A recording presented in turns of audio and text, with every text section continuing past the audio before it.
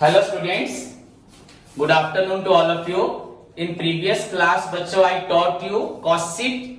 उससे पहले मैंने आपको एक्सपेंसेस के बारे में, मटेरियल, लेबर एंड एक्सपेंस के बारे में बताया था.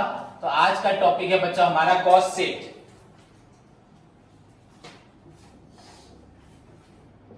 तो कॉस्ट शीट में बच्चों हमें एक चीज जानना है पहले, टाइप्स ऑफ कॉस्ट शीट. क्या जानना है? एज प्रीवियस क्लास में आपको कॉस्ट शीट का मीनिंग बता चुका हूं. कॉस्ट शीट मीन्स बच्चे statement of cost. It is a statement of, it is a statement of cost which is prepared या दैट डिटरमाइंस लिख सकते हो बच्चों. It is a statement of cost that ascertains, which ascertains बच्चों the total cost. Okay बच्चों, total cost as well as cost per unit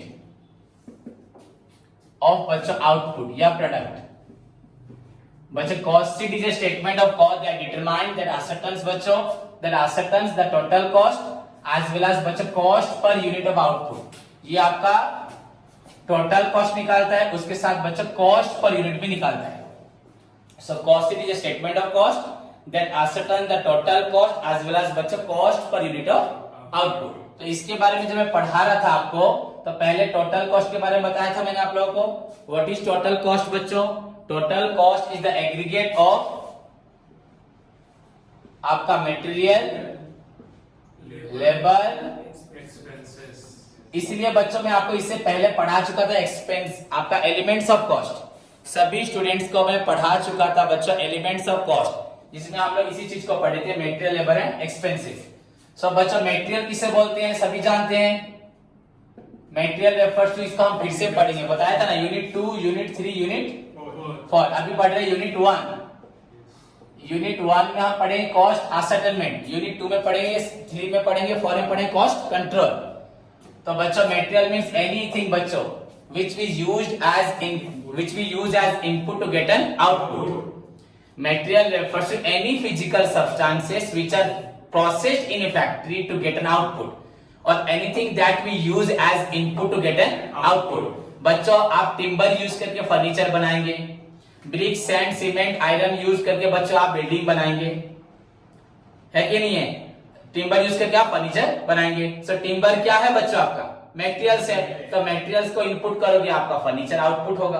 सो material means बच्चों anything that we use as input to get an output, या any physical substances, raw materials which are processed in a factory to get finished product. Product क्या मिलने के लिए? Finished product. So this material again आप बच्चों आपका है direct material and बच्चों इनडायरेक्ट मटेरियल. कोई प्रॉब्लम नहीं. Direct materials are those material which are directly incurred in production. Production करते वक्त जिन मटेरियल की जरूरत है उसको डायरेक्ट मटेरियल बोलते हैं. अभी तो एग्जांपल दे दिया आपका, वुड या टिम्बर बोला फर्नीचर के लिए. वैसे इनडायरेक्ट मटेरियल बच्चों वो है जो आपका प्रोडक्शन के लिए डायरेक्टली इनकर्ड नहीं होता, लेकिन प्रोडक्शन में जरूरत होता है, which are not directly identified in product. So जो भी आपका लुब्रिकेंट्स, ऑयल हो, कंज्यूमेबल स्टोर्स के अंदर जो ग्रीस हो, आपका कोई भी स्टेशनरीज हो, या आपका कोई भी बच्चों वेस्ट कॉटन हो, दीज आर इनडायरेक्ट मटेरियल्स हुआ. ओके. देन लेबर पे चलते हैं बच्चों. Labour means any human effort which is used to manufacture a product, produce a product. The persons involved in converting the raw material into finished products. Converting the raw material into finished, that is known as labour. That labour also बच्चों two type, direct and indirect. जितने भी बच्चों factory में काम करते हैं वो direct labour, carpenter direct labour, mason direct labour, plumber direct labour. Workers are the best example of direct labour. हो गया. इनडायरेक्ट लेबर बच्चों क्या है? Indirect labour are those labour who are not directly involved in production but बच्चों but help to the direct labor. Amount पे to direct labour क्या है? Wages. इनको इनडायरेक्ट वेजेस. तो फैक्ट्री में बच्चों आपका supervisor, watchman, gate keeper, time keeper, ये सब क्या है? इनडायरेक्ट हो. देन मूव टू दी बच्चों आपका एक्सपेंसेस. इट इज आल्सो बच्चों two types, direct and indirect. तो क्या प्रॉब्लम है? कुछ नहीं. इनडायरेक्ट एक्सपेंस क्या है? Indirect expense are those expenses which are incurred while purchasing और प्रोडक्शन ऑफ गुड्स। गुड्स खरीद के ला रहे हो और बना रहे हो, उस वक्त जो खर्च होगा डायरेक्ट। सिंपली बच्चा फ्रेट हो, कैरेज हो, कार्टेज हो, इंपोर्ट ड्यूटी हो, आपका पोर्ट चार्जेस हो, जो भी आपका टैक्स वगैरह हो, रॉयल्टी हो, हाँ प्रोडक्शन में जो खर्च हो रहा है वो क्या आपका क्या डायरेक्ट एक्सपेंसेस, मटेरियल और लेबर को छोड़ के। एंड इनडायरेक्ट बच्चों एक्सपेंस क्या है? Indirect expense are those expenses which are not directly allocated to the बच्चा कॉस्ट सेंटर या कॉस्ट यूनिट या प्रोडक्शन। प्रोडक्शन में डायरेक्टली लगता नहीं है। कोई भी बच्चा आपका हाउस का रेंट, बिल्डिंग का रेंट, फैक्ट्री इंश्योरेंस, हाँ है कि नहीं है, ये सब क्या है? इनडायरेक्ट है। क्लियर बच्चों? सो टोटल कॉस्ट बच्चों हमारा जो है ये मटेरियल, लेबर, एक्सपेंसेस, इन तीनों के लिए क्या होता है? पर इन तीनों में से बच्चों सबसे मेन पार्ट है आपका direct material, direct labour, direct expenses. बताया था कल, इन तीनों को अगर मिला देंगे तो मेन कॉस्ट, प्राइम कॉस्ट। इसके बिना बच्चों कोई प्रोडक्शन नहीं हो सकता। अगर हमारे पास डायरेक्ट मटेरियल, डायरेक्ट लेबर नहीं है, डायरेक्ट एक्सपेंसेस नहीं है, तो प्रोडक्शन कभी नहीं हो सकता। पर जो इनडायरेक्ट पोर्शन है बच्चों, इनडायरेक्ट पोर्शन इसको बोलते हैं ओवरहेड। ये चैप्टर है बच्चों। Overhead is the aggregate of, it is the sum total of all indirect material, indirect labour, indirect expenses. Overhead is equal to बच्चों indirect material plus indirect labour plus indirect expenses. हो गया। ये indirect material, indirect labour, indirect expenses ये कहां खर्च होते हैं बच्चों? बहुत बताया था। ये again are of overhead are again 4 type बताया था। एक factory overhead, then office administrative overhead, then उसके बाद selling and distribution overhead, research and development. तो आज इन सबको पढ़ेंगे अच्छे से। ओके, तो लेट्स स्टार्ट बच्चों। Cost sheet is a statement of cost which is prepared to find out the total cost as well as cost per unit of output. So types of cost sheet बच्चों आज का topic है। ये सबको previous class में मैं discussions कर चुका हूं। आई थिंक जो डाउट हुआ क्लियर हुआ होगा, नहीं हुआ तो फिर से पूछना। सो टाइप्स ऑफ बच्चों कॉस्ट शीट। सो बच्चों cost sheet are of 2 type बच्चों। पहला है आपका simple cost sheet and second आपका होगा एडजस्टेड कॉस्ट शीट। एक हुआ सिंपल कॉस्ट शीट और एक हुआ एडजस्टेड कॉस्ट शीट। एक सिंपल और एक एडजस्टेड। क्लियर बच्चों? Simple cost sheet, adjusted cost sheet. तो first one is your simple cost sheet. बच्चों इसमें कोई मीनिंग नहीं है, मैं आप लोग को लिखवा रहा हूं, बताता हूं बच्चों। Any cost sheet without adjustment, जिसमें एडजस्टमेंट नहीं होगा सिंपल कॉस्ट शीट, जिसमें एडजस्टमेंट होगा वो एडजस्टेड कॉस्ट शीट। क्लियर बच्चों? So let's move to the simple cost sheet. तो सिंपल कॉस्ट शीट का बच्चों फॉर्मेट पढ़ेंगे। किसका पढ़ेंगे? सिंपल सीख जाओगे तो बच्चों सभी स्टूडेंट्स एडजस्टेड भी सीख जाओगे। इसको लेकिन ध्यान से समझना है सिंपल कॉस्ट शीट को।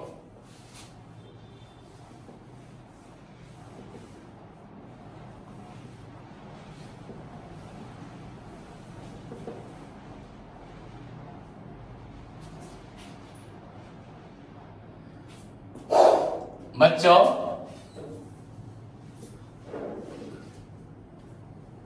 कॉस्ट शीट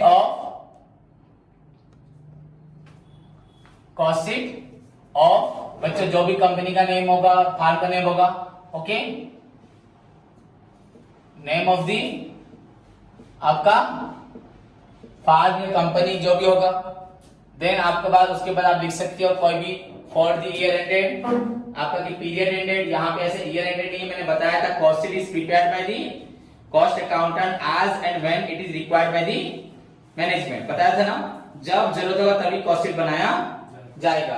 और आफ्टर बच्चों each particular lots of production, इसलिए यहाँ पे पर्टिकुलरली फॉर दी अगर आपका होगा पीरियड लिखा जाता नहीं है। फॉर दी पीरियड जो भी होगा, मंथ हो, जून हो, जुलाई हो, अगस्त, सितंबर, कुछ भी लिख सकते हो। या सिंपली बच्चों you can write statement of cost. क्या लिख सकते हो? अगर आप ये नहीं लिखोगे तो सिंपली राइट बच्चों स्टेटमेंट ऑफ कॉस्ट। इसको लिख लिया सभी ने, अच्छी बात है। और एक ऑप्शन में statement of cost.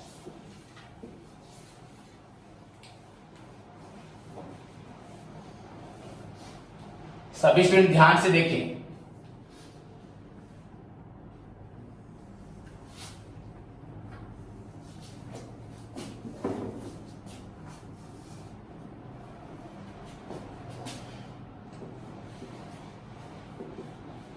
particulars, details, okay, amount.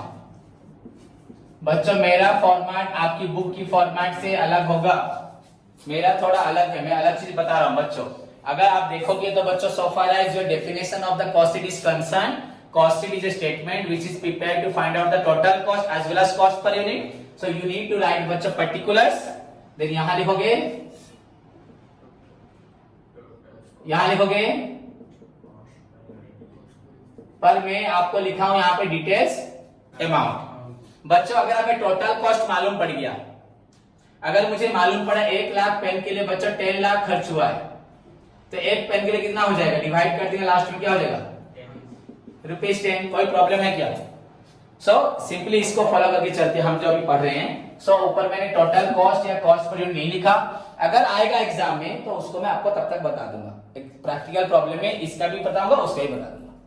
तो प्रिपेयर ए कॉस्ट शीट बच्चों showing total cost as well as cost per unit, यहां टोटल कर लो, यहां कॉस्ट पर यूनिट लिखोगे, या खाली प्रिपेयर ए कॉस्ट शीट बोलेगा तो कॉस्ट शीट बनाओगे। ओके, तो लेट्स सी बच्चों क्या हो रहा है, देखो सभी बच्चे।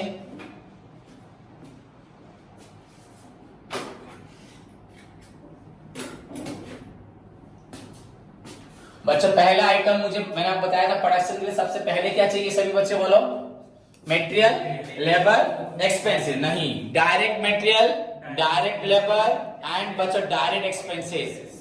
इस तरह से समझे से कभी भी नहीं भूलोगे वो। तो पहले बच्चों प्रोडक्शन के लिए सबसे मेन पार्ट है, बेसिक पार्ट है बच्चों आपका डायरेक्ट मटेरियल, जिसके बिना सपने में कभी सोच सकते हो प्रोडक्शन। देन डायरेक्ट, देखो बच्चों the format, the specimen, the structure of cost sheet, जिसको आप फॉलो करके कॉस्ट शीट बनाएंगे। एंड बच्चों the cost accounting objective is the settlement cost, वो आपका यूनिट 1 में ही सीख जाओगे आप लोग। Direct expenses, direct material, direct labour, direct expenses. So बच्चों इन तीनों को यहां लिखता हूं मैं,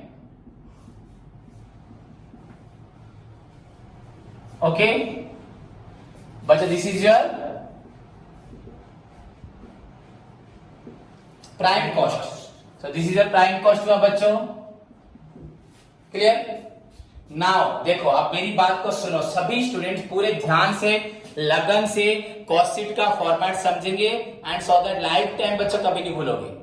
अगर नहीं सुनोगे तो रटते रहोगे, कल फॉर्मेट रट के आओगे, प्रॉब्लम करोगे। बच्चों किसी भी चीज को बनाने के लिए सबसे मेन पार्ट है बच्चों आपका direct material, direct labour, okay ये तीनों। ये डायरेक्ट लेबर को बच्चों और क्या बोलते हैं, वेजेस, ओके या मैन्युफैक्चरिंग वेजेस भी हो सकता है, एक ही बात है। तो इन तीनों को मिला के बच्चों प्रोडक्शन होता है, ओके। Any doubt?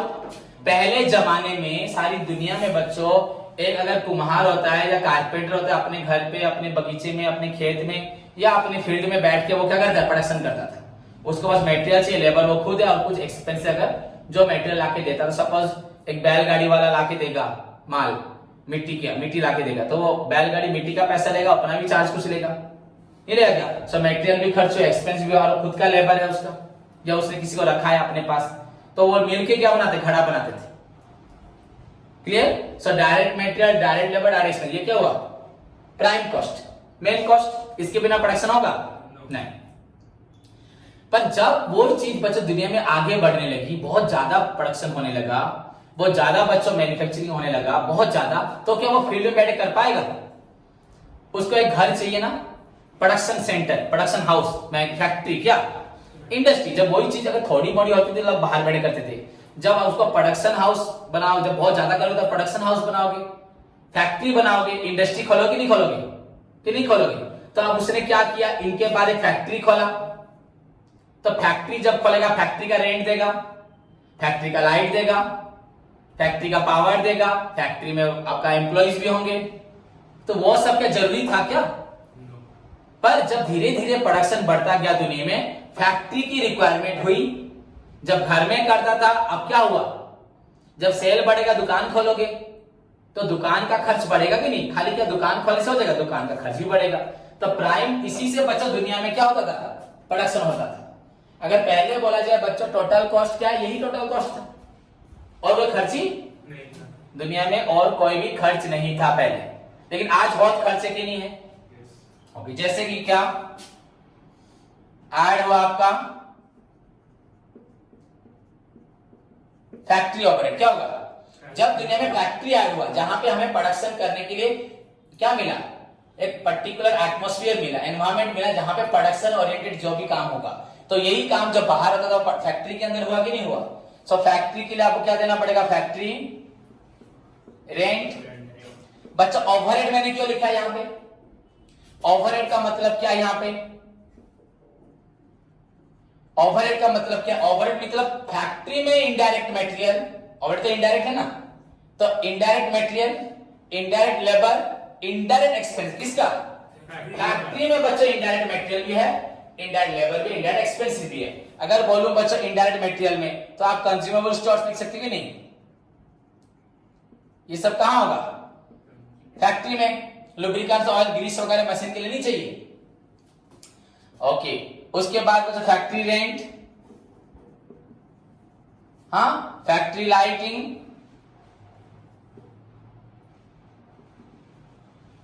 आपका पावर क्या, cajole stores, factory rent, factory light, power. समझेंगे नहीं? क्लियर? और क्या हो सकता है बच्चों? फैक्ट्री का जो अगर आपका डेप्रिसिएशन होगा ऑन प्लांट एंड मशीनरी, ये कहां जाएगा?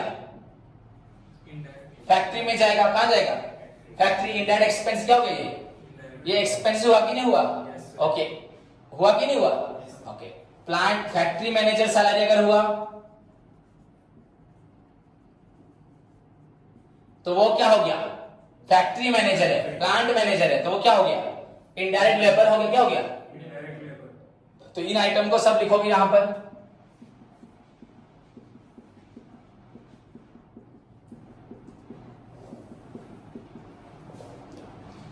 ओके, देन यहां लिखो ऐड करके सारे आइटम जितने भी फैक्ट्री। आपको कुछ सोचना नहीं पड़ेगा, जब आप क्वेश्चन करोगे, प्रैक्टिस करोगे बच्चों, क्वेश्चन देखते ही मालूम पड़ेगा ये आइटम कहां का है, फैक्ट्री। ये डायरेक्ट वाला आइटम लिखा होगा बुक में, डायरेक्ट मटेरियल, डायरेक्ट लेबर लिखा होगा पूरा। और फैक्ट्री का आइटम पढ़ते क्या मालूम पड़ेगा, ये फैक्ट्री आइटम। पावर कहां है? फैक्ट्री में, मालूम नहीं पड़ेगा। सो ये आपको ये दोनों क्या करना, प्लस करना है ना। Okay, so this is called बच्चों फैक्ट्री कॉस्ट। इसे क्या बोलेंगे? इसे बोला जाता है वर्क्स कॉस्ट। क्या बोलते हैं? काम होने तक का कॉस्ट, वर्क कॉस्ट या फैक्ट्री कॉस्ट। ओके बच्चों, ये क्या है? ये भी टोटल कॉस्ट है, एक्चुअली कॉस्ट ऑफ प्रोडक्शन। ये कौन सा? Prime cost. पर अगर फैक्ट्री नहीं होता तो ये होता कॉस्ट ऑफ प्रोडक्शन। फैक्ट्री था इसलिए टोटल, इसको कॉस्ट ऑफ प्रोडक्शन बोला गया। क्या मेरी बात समझे कि नहीं? दुनिया में अगर ये तीनों चीज होती तो इसमें हम प्राइम कॉस्ट कभी नहीं लिखता। मैं क्या लिखता? टोटल कॉस्ट हो जाता, कॉस्ट ऑफ प्रोडक्शन हो जाता। पर हमें और एक आइटम ऐड करना था, तो इसलिए हमने क्या किया, इसे लिखा प्राइम। इसको क्या लिखना है अभी? Total cost. क्या लिखना है? पर इसके बाद भी और आइटम्स हैं, इसलिए मैंने क्या लिखा? मेरी बात को सुनो, अगर दुनिया में बैठ के बाहर बना लोगे सब कुछ तो वही आपका टोटल कॉस्ट। पर आज फैक्ट्री में बना रहे हो तो फैक्ट्री में बनाने के बाद फैक्ट्री बनाने तक का कॉस्ट, वर्क कॉस्ट या फैक्ट्री कॉस्ट क्या होगा? या फैक्ट्री कॉस्ट हो गया। आज की डेट में बच्चों फैक्ट्री को मैनेज करने के लिए क्या चाहिए? ऑफिस चाहिए। अब दुनिया में और एक रिक्वायर, जब बहुत ज्यादा प्रोडक्शन हुआ, एम्प्लॉइज को, मैनेजमेंट को संभालने के लिए, ऑफिशियल वर्क के लिए, डॉक्यूमेंट्री वर्क के लिए क्या हुआ? ऑफिस बनाया। तो ऑफिस ऐड हुआ कि नहीं हुआ? हाँ, खाली 3 चीजों से काम होता था पहले। अब फैक्ट्री बनाया, फैक्ट्री के लिए ऑफिस बनाया, तो इसको क्या टोटल कॉस्ट बोलेंगे? और भी जो खर्च है कि नहीं है, तो इसको भी टोटल कॉस्ट बोला जाएगा नहीं। तो अब आगे बढ़ो बच्चों, किसकी तरफ बढ़ोगे? ऑफिस। किसी तरफ बढ़ोगे? ये आपका हुआ प्राइम, ये हुआ आपका वर्क्स। नाउ बच्चों ऑफिस एंड एडमिनिस्ट्रेशन ओवरहेड बताया था ना मैंने। जितने भी आपके एडमिनिस्ट्रेशन मतलब जितने भी डायरेक्टर मैनेजर रहेंगे वो सब कहां रहेंगे? एडमिनिस्ट्रेशन में या ऑफिस में रहेंगे। तो अभी यहाँ पे क्या होगा? यहाँ ओवरहेड इसे क्यों बोलते हैं? फिर यहाँ पे ऑफिस का मटेरियल, ऑफिस का लेबर, ऑफिस का ऑफिस में जो आपका पेन, पेंसिल, पेपर, इंक है, ये सब क्या है? इनडायरेक्ट मटेरियल नहीं है। ऑफिस का लाइट, रेंट, एसी, टैक्स, आपका फैक्स का खर्च, इंटरनेट का खर्च, टेलीग्राम का खर्च, पोस्टेज खर्च, टेलीफोन का खर्च, ये सब क्या है? एक्सपेंस है। एंड ऑफिस में जो डायरेक्टर है, मैनेजर है, लेबर है, क्या है? समझे कि नहीं समझे? तो हर जगह इनडायरेक्ट है, क्या है? इनडायरेक्ट है। समझ में आ रहा है? ऑफिस में जो आपका स्टेशनरी यूज करोगे, पेन, पेंसिल, पेपर, आपका रजिस्टर, आपका स्केल, आपका जो भी इंक से लेके एवरीथिंग, पिन तक, मटेरियल्स में गया। समझ में आया कि नहीं? फिर जो एक्सपेंसेस है और फिर लेबर जो है। सो राइट डाउन बच्चों ऑफिस के लोगों का नाम, सभी का खर्च लिखो। ऑफिस में तो भी ज्यादा नहीं लिख रहा, आपको सभी बुक पढ़ते ही समझ में आ जाएगा। ऑफिस रेंट किसी को मुश्किल नहीं होगा आइडेंटिफाई करने का।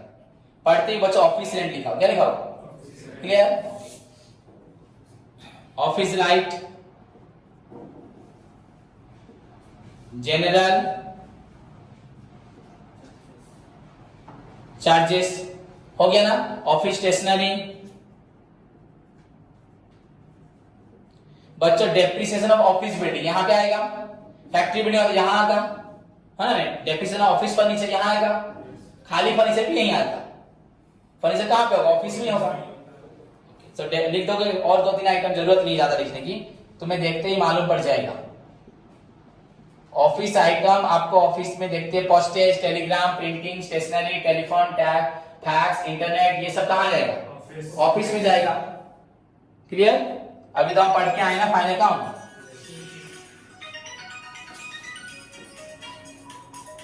हेलो हेलो हेलो, हाँ बोलो। हाँ हाँ किया था, हाँ हाँ कर रहा हूँ। तो बच्चों ये जो अभी आंसर निकला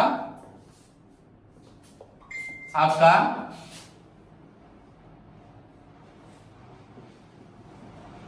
दिख रहे हैं ना? ये निकला बच्चों आंसर आपका। ये जो आंसर निकला बच्चों, इसको आप क्या बोलेंगे? इसको आप क्या बोलेंगे बच्चों? Cost of production. क्या बोलेंगे? फिर भी टोटल कॉस्ट नहीं बोला गया, मैंने प्रोडक्शन तक का खर्च। क्योंकि ये ऑफिस वाले किसको मैनेज करते हैं? फैक्ट्री को। फैक्ट्री में काम कौन करता है? रॉ मटेरियल, लेबर, सारे काम होते हैं। लेकिन अभी भी और कुछ बाकी है। आज की डेट में बच्चों फैक्ट्री ऑफिस के बाद भी सामान, क्या आप लोग सामान फैक्ट्री में खरीदने जाते हो? कहां खरीदने जाते हो? हम लोग सामान कहां खरीदने जाते हैं बच्चों बोलो? हम लोग सामान जाते हैं शोरूम। कहां जाते हैं? हाँ, वो दुकान फैक्ट्री में कहां होगा? फैक्ट्री का तो शोरूम होगा ना, शोरूम में सामान बेचेगा, वहां से लोग खरीद के अपनी दुकानें बेचेंगे, होलसेल में, रिटेल में बेचेंगे ना। नहीं तो बच्चों अभी इतने में खत्म नहीं होगा। तो ये कॉस्ट ऑफ प्रोडक्शन जो निकला था आपका, उसके बाद आगे बढ़े सभी।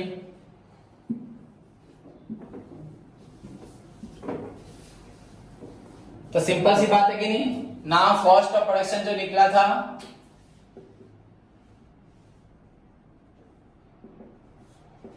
आपका, उसमें क्या ऐड होगा बोलो? सेलिंग एंड डिस्ट्रीब्यूशन एक्सपेंसेस लिखोगे तो छोटा वर्ड हो जाएगा। ओवरहेड, ओवरहेड मतलब उसके अंदर क्या होगा? सभी आएगा, indirect material, indirect labour, indirect expenses. Then यहां पे सेलिंग में क्या आएगा? शोरूम रेंट, शोरूम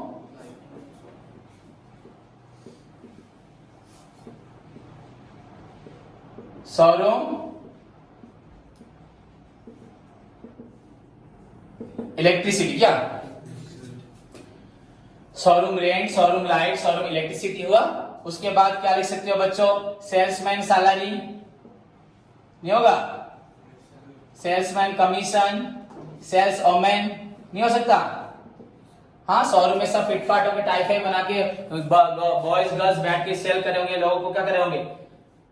प्रमोट करेंगे, सेल को बढ़ाने के, लोगों से बातें करेंगे, अच्छे से उनको क्या करेंगे? मोटिवेट करेंगे, अट्रैक्ट करेंगे, उनके इंटरेस्ट को कैप्चर करेंगे, उनको समझाएंगे प्रोडक्ट के बारे में। नहीं दिन रात बैठे उन्हें कांटेक्ट करेंगे, कॉल करेंगे, मैसेज करेंगे, तो हुआ। वैसे ये सब सेलिंग खर्च के नहीं है, सब क्या है।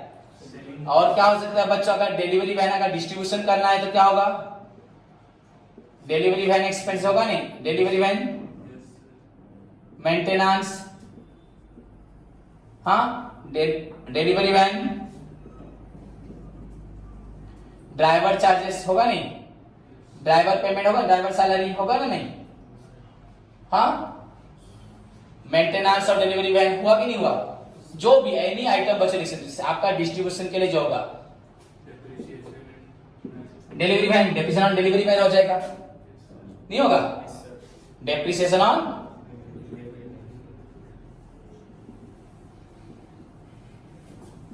तो दीज आर योर बच्चों, आपका कौन सा आइटम है ये सब, selling and distribution overhead, operate में सब आएगा, हुआ ओके।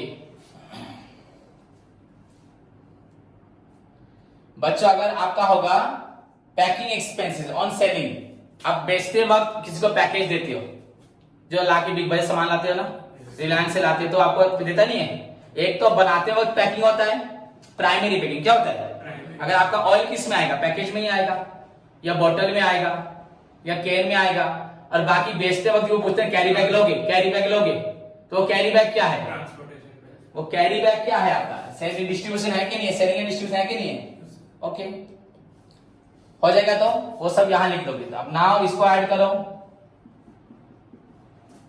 इन सभी सेलिंग एंड डिस्ट्रीब्यूशन का ऐड करो, आपको बिल्कुल दिक्कत नहीं होगी, सारे स्टूडेंट क्वेश्चन पढ़ते ही आंसर कर पाएंगे, बस फॉर्मेट को समझ गए। दुनिया में पहले 3 चीजों से प्रोडक्शन होता था, मटेरियल लेबर एक्सपेंसेस, पर उसके बाद फैक्ट्री ऐड हुआ, देन फैक्ट्री के बाद बच्चा ऑफिस ऐड हुआ, ऑफिस के बाद फिर से सेलिंग एंड डिस्ट्रीब्यूशन, और एक है रिसर्च एंड डेवलपमेंट, पर वो यहाँ पे हमारा नहीं है। तो नाउ बच्चा ऐड करो इसको, इसे क्या बोलेंगे बोलो, टोटल या